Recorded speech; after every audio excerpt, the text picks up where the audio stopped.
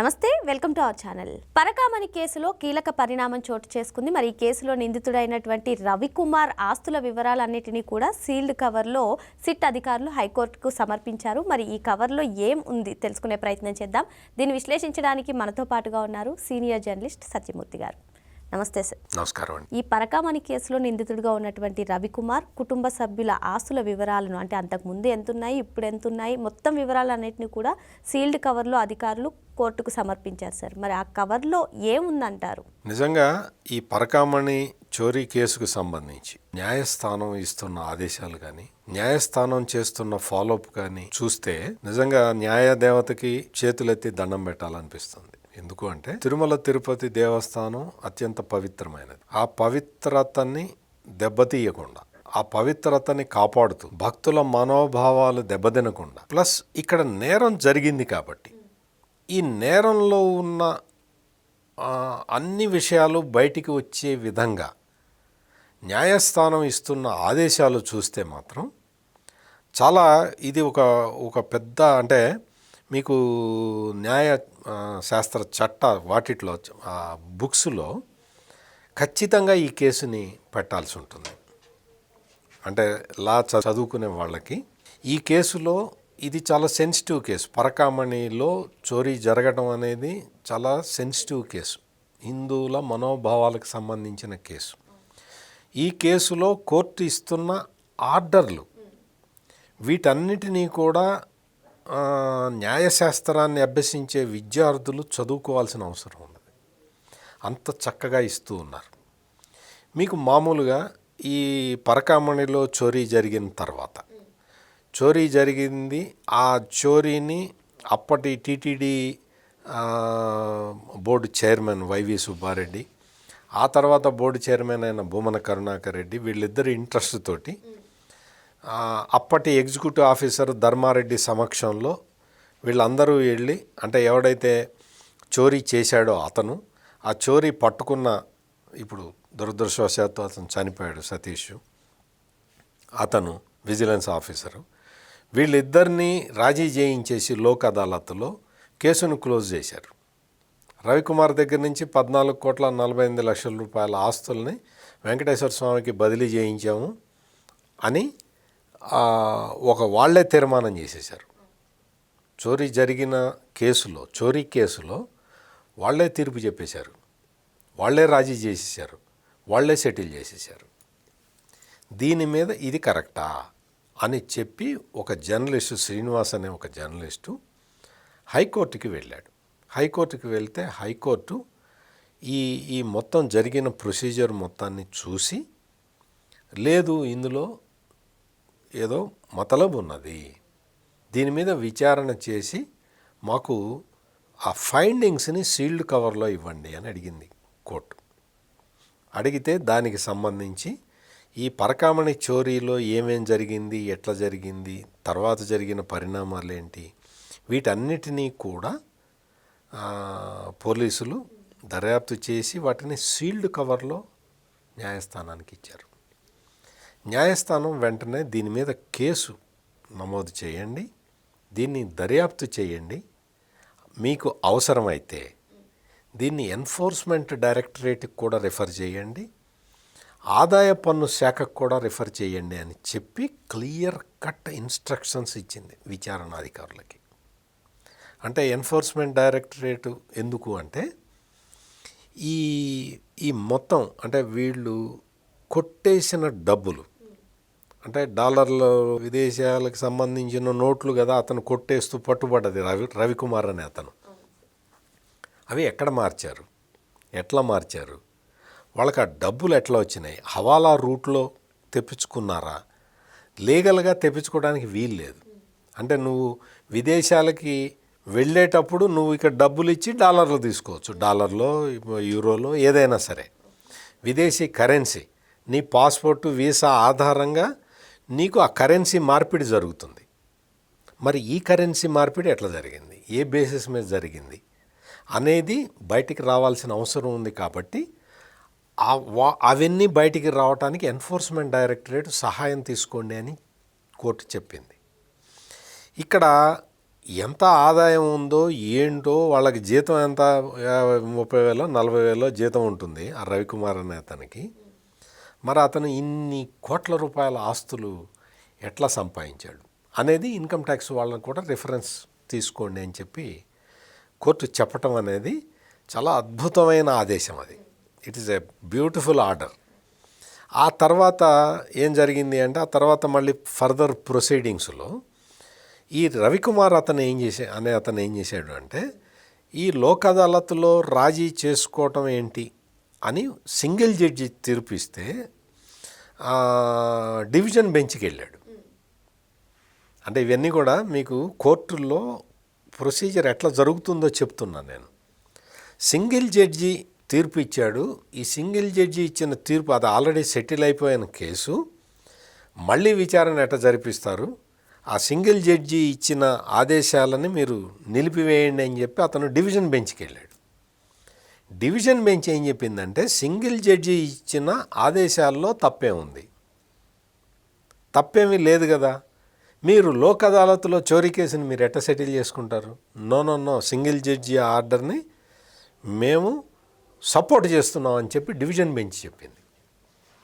ఆ తర్వాత ఆ డివిజన్ బెంచ్ ఎప్పుడైతే ఫైనల్ ఆర్డర్ ఇచ్చేసిందో అప్పుడు ప్రొసీజర్ స్టార్ట్ అయింది.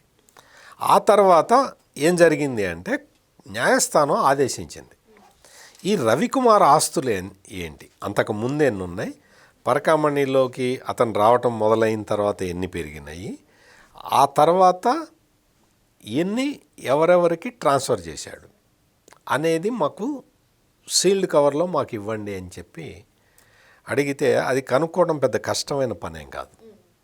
ఎందుకు అంటే, రవికుమారు ఆస్తులు అంతకు ముందర ఎన్ని, ఉద్యోగంలో చేరే నాటికి ఎన్ని, ఉద్యోగంలో చేరిన తర్వాత ఎన్ని, ఉద్యోగంలో చేరిన తర్వాత పరకామణిలో ఈ డ్యూటీకి వస్తున్నప్పుడు ఎన్ని, ఈ జగన్మోహన్ రెడ్డి ముఖ్యమంత్రిగా ఉన్న 5 సంవత్సరాల కాలంలో ఎంత పెరిగినాయి అనేది లెక్క తీయటం పెద్ద విషయమే కాదు. ఆ తర్వాత పరకామణి చోరీలో రాజీ తర్వాత అతని ఆస్తుల్ని ఒక 14,48,00,000 రూపాయలు వెంకటేశ్వర స్వామికి రాసిన మాట ఓకే. ఇవి కాక ఇంకేమి ఆస్తులు ఇంకెవరెవరికి బదిలీ అయినాయి ఇవన్నీ చెప్పమని అడిగింది కోర్టు. ఇందులో ఒక సీనియర్ పోలీస్ ఆఫీసర్ కూడా ఉన్నాడు. రవికుమార్ నుంచి ఆస్తులు నేను కొట్టేసిన అన్న పదమే వాడుతున్నా. రవికుమారే దొంగ అంటే అతని నుంచి ఆస్తులు కొట్టేసిన వాడు ఇంకెంత పెద్ద దొంగ.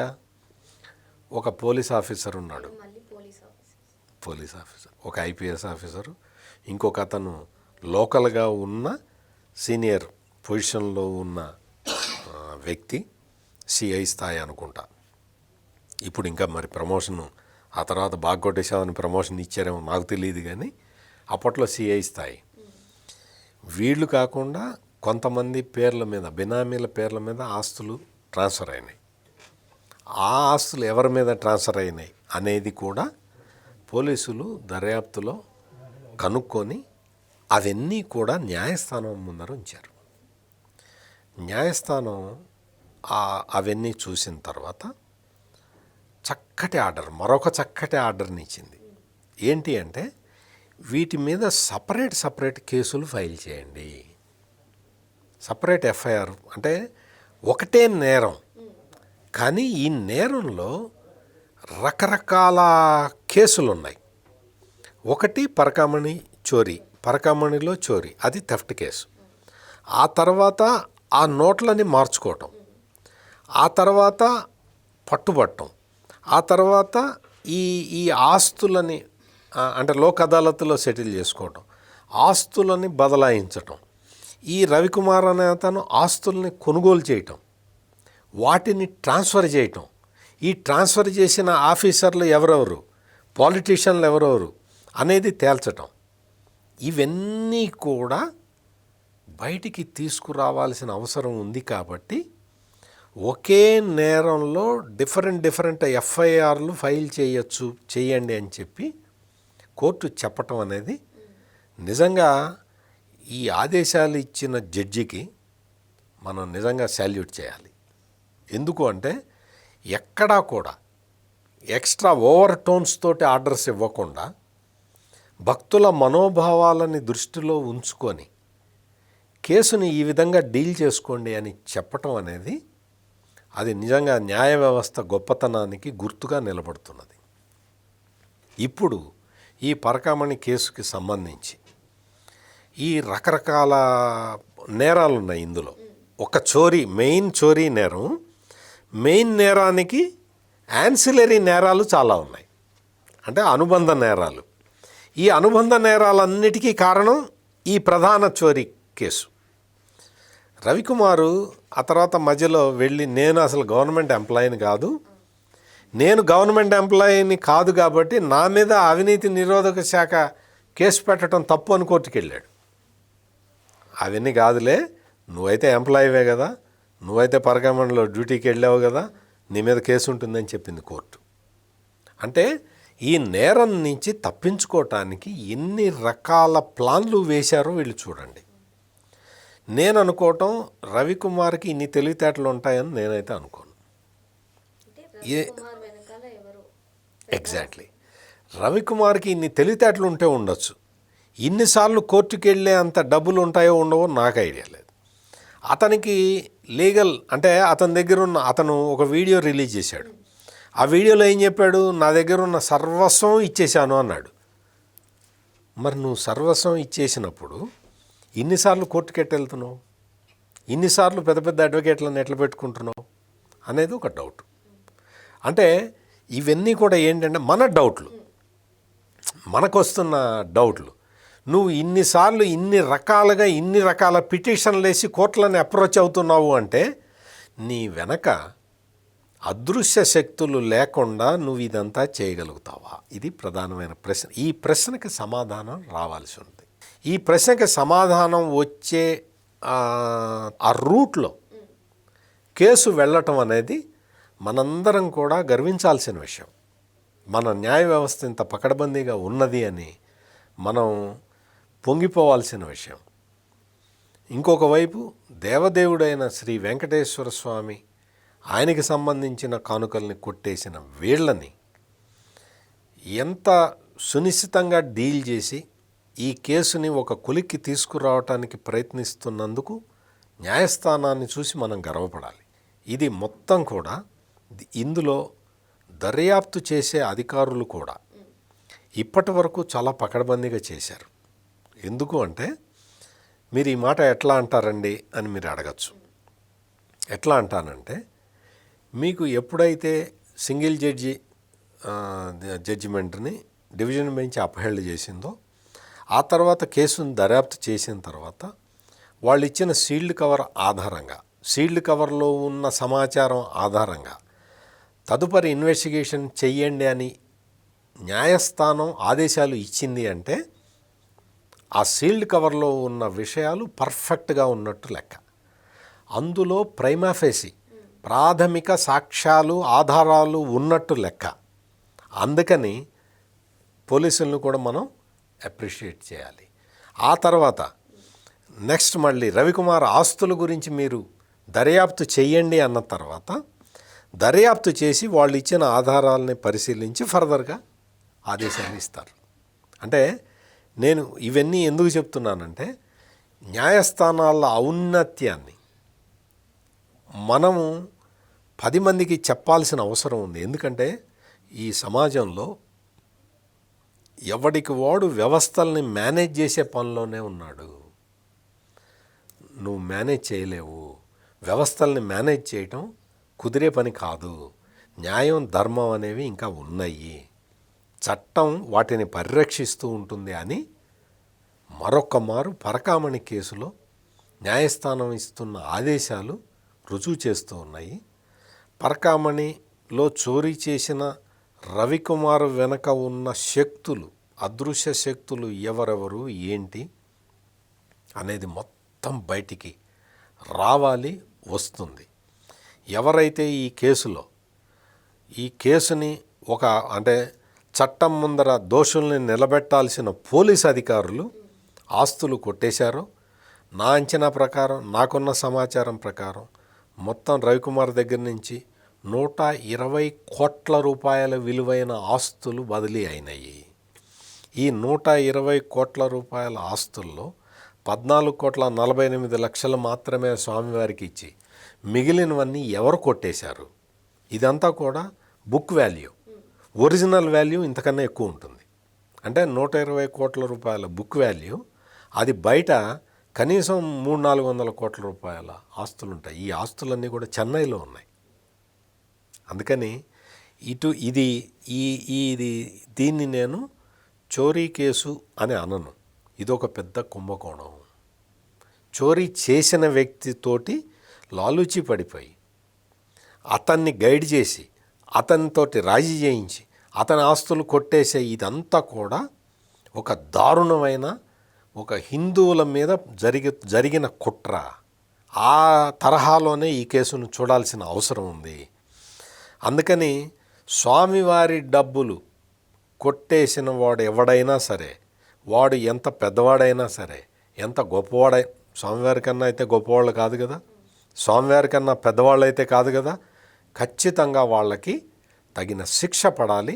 ఆ డైరెక్షన్లో కోర్టు ఆదేశాలు వస్తున్నందుకు, కోర్టు ఆదేశాలు చాలా స్పష్టంగా ఇస్తున్నందుకు, కోర్టు ఆదేశాలని చాలా స్పష్టంగా దర్యాప్తు చేస్తున్నందుకు న్యాయ వ్యవస్థని, పోలీసు వ్యవస్థని వాళ్ళకి అంటే అభినందించడం అనేది చాలా చిన్న మాట. వాళ్ళకి సాల్యూట్ చెప్పాలి. మరో అంశంతో మళ్ళీ కలుద్దాం. Thank you sir. నమస్కారం.